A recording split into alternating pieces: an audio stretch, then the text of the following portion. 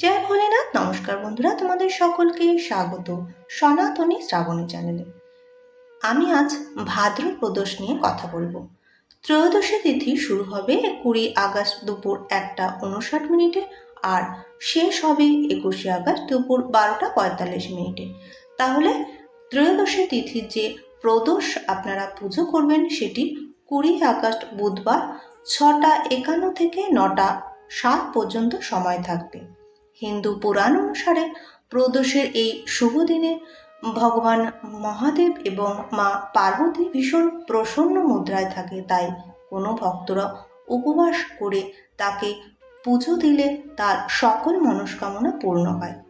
প্রদোষের দিনে গোধূলিকাল অর্থাৎ সূর্যোদয় এবং সূর্যাস্তের ঠিক আগের সময়টিকে শুভ বলে মনে করা হয়।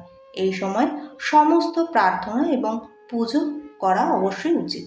সূর্যের 1 ঘন্টা আগে ভক্তরা স্নান করে পুজোর জন্য প্রস্তুতি নেন, যেখানে দেবী পার্বতী, ভগবান গণেশ, ভগবান কার্তিক এবং নন্দীর সাথে সাথে ভগবান শিবেরও পুজো করা হয়ে থাকে।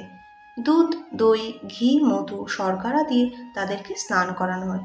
শিবলিঙ্গে ভক্তরা বিল্বপত্র নিবেদন করে। কিছু লোক পুজোর জন্য শিবের ফটোতেও আবার পুজো করে থাকেন। প্রদোষ ব্রতের দিন বিল্বপত্র নিবেদন করা ভীষণই শুভ। ভক্তরা 108 বার মহামৃত্যুঞ্জয় মন্ত্র জাপ করেন। এই দিন ভক্তরা শিব মন্দিরে যান, প্রদোষের সময় প্রদীপ প্রজ্বলিত করেন।